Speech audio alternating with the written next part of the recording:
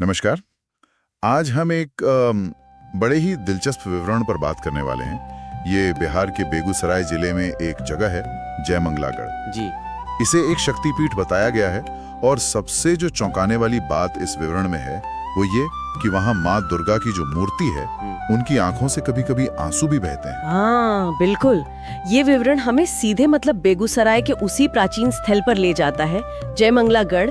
और जैसा आपने कहा, इसका महत्व इसलिए बहुत बढ़ जाता है क्योंकि इसे एक शक्तिपीठ मानते हैं। शक्तिपीठ। हाँ, ये शब्द तो सुना है पर शायद सभी सुनने वाले न जानते हों। थोड़ा बताएंगे कि शक्तिपीठ होने का मतलब क्या होता है? जरूर जरूर। देखिए, शक्तिपीठ वो पवित्र स्थान है जो देवी सती से जुड़े हैं। मान्यता है कि जहाँ-जहाँ उनके शरीर के अंग या फिर उनके आभूषण गिरे थे, वो स्थान शक्तिपीठ बन गए। अच्छा। हाँ, और ऐसे कई स्थान हैं पूरे भारत में और आसपास के देशों में भी। हर एक की अपनी कहानी, अपना महत्व है। तो जयमंगलागढ़ का शक्तिपीठ होना इसे एक बहुत ही अहम तीर्थ बना देता है, समझा? और फिर वो आंसू वाली बात, मतलब विवरण इसे कैसे बताता है? क्या कोई चमत्कार जैसा? ये सुनने में बड़ा ध्यान खींचने वाला है। हाँ है तो। विवरण इसे बिल्कुल एक रहस्यमयी और आप कह सकती हैं चमत्कारी घटना की तरह ही बताता है। उसमें सीधे लिखा है, माँ दुर्गा की आंखों से कभी कभी आंसू बहते हैं। सीधे तौर पर? जी हाँ, सीधे तौर पर। अब देखिए, ये एक ऐसा दावा है जो पूरी तरह विश्वास और आस्था पर टिका है। और अक्सर ऐसे जो पूजनीय स्थल होते हैं, उनसे जुड़ी कथाओं में ऐसे अलौकिक तत्व मिल ही जाते हैं। ये उस जगह के प्रति श्रद्धा और एक तरह का विस्मय जगाते हैं। और शायद इसी वजह से ये भी मानते हैं लोग कि माँ वहाँ साक्षात हैं।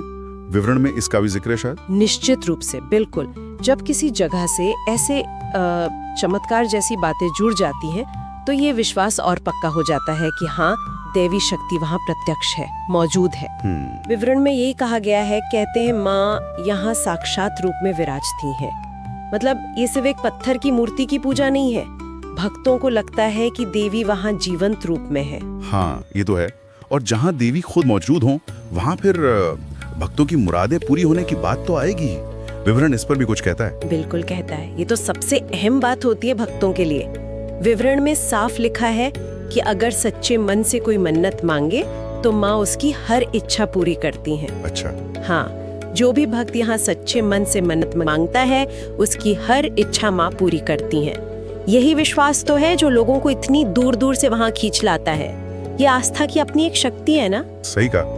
तो कुल मिला के ये जगह सिर्फ एक मतलब ऐतिहासिक या धार्मिक स्थल भर नहीं है, ये तो जीती जागती आस्था और कुछ चमत्कारी मान्यताओं का केंद्र है। कम से कम इस विवरण के हिसाब से तो यही लगता है। हाँ बिल्कुल। और शायद इसीलिए विवरण में लोगों को दर्शन के लिए आने को भी कहा गया है। जी हाँ।